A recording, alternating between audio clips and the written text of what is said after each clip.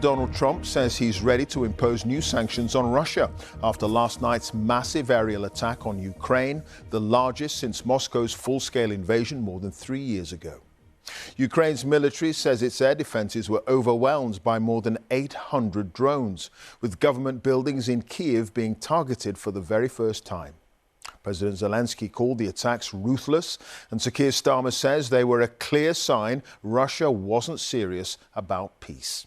And yet, the attack comes a little over 3 weeks since Donald Trump and Vladimir Putin held a much-touted summit meeting to try to broker a ceasefire. We'll have more on the waning diplomatic efforts to end the conflict in a moment, but first to Sarah Rainsford, who's live in Kiev for us tonight. Sarah.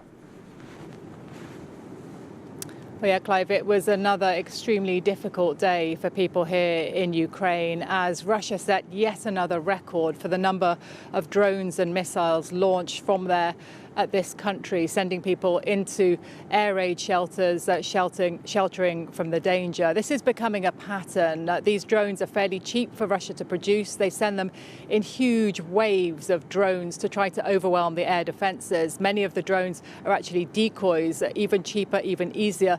But it's very, very difficult for Ukraine to defend this city. And for the first time this morning, the very tight defenses around the government district just here behind me, right in the center of the Ukrainian capital, was penetrated by a Russian attack. I think that was pretty shocking for people, another twist in this war. And all of that happening even as Donald Trump's attempts to push for peace are getting nowhere. People here in Ukraine becoming increasingly frustrated, many of them, in fact, increasingly angry that all the diplomacy is going nowhere, but Russia's attacks are continuing.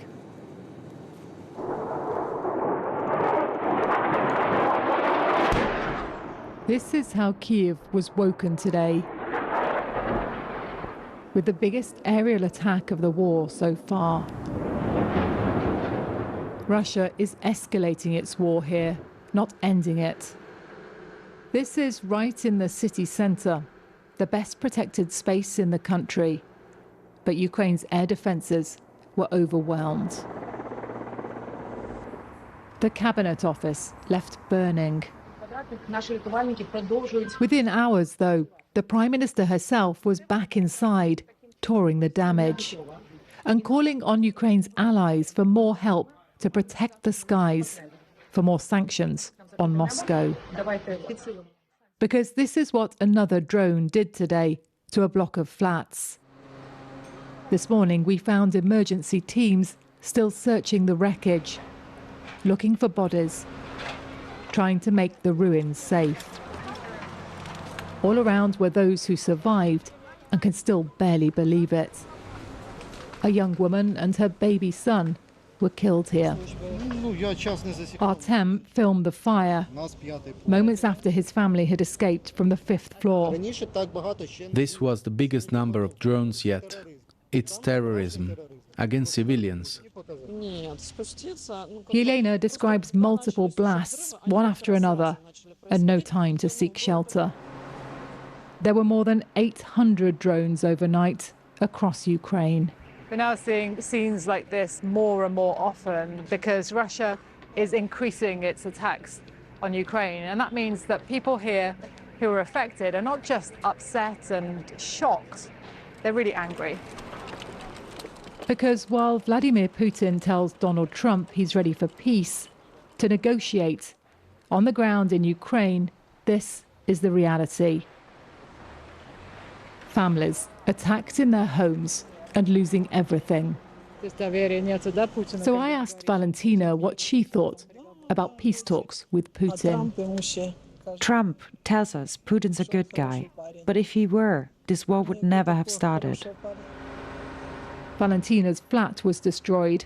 She believes Russia wants to destroy her country. Sarah Rainsford, BBC News, Kiev. Well, in his nightly address, President Zelensky said Vladimir Putin was testing the world by escalating his attacks on Ukraine and that the world must respond. This evening, Donald Trump said he's ready to increase sanctions on Moscow. Here's Joe Inwood.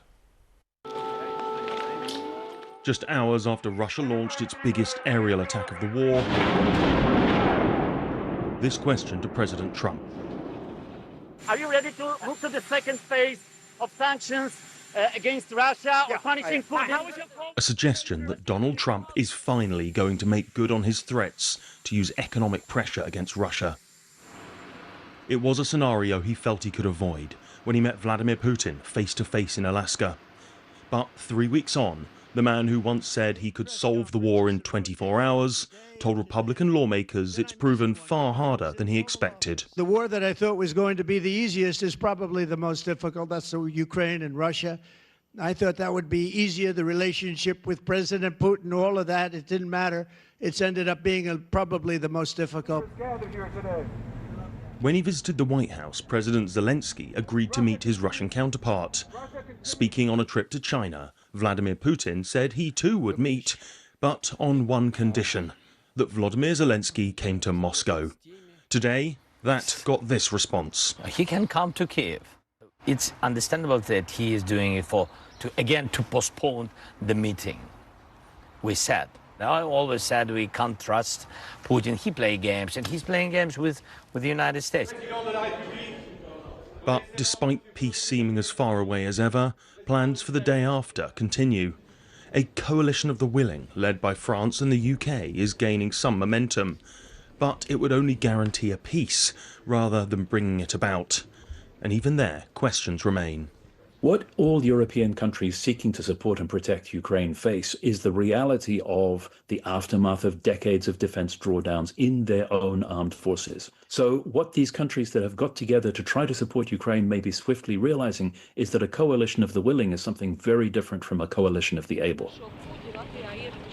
President Putin has ruled out any NATO forces as part of a settlement, saying they would be legitimate targets.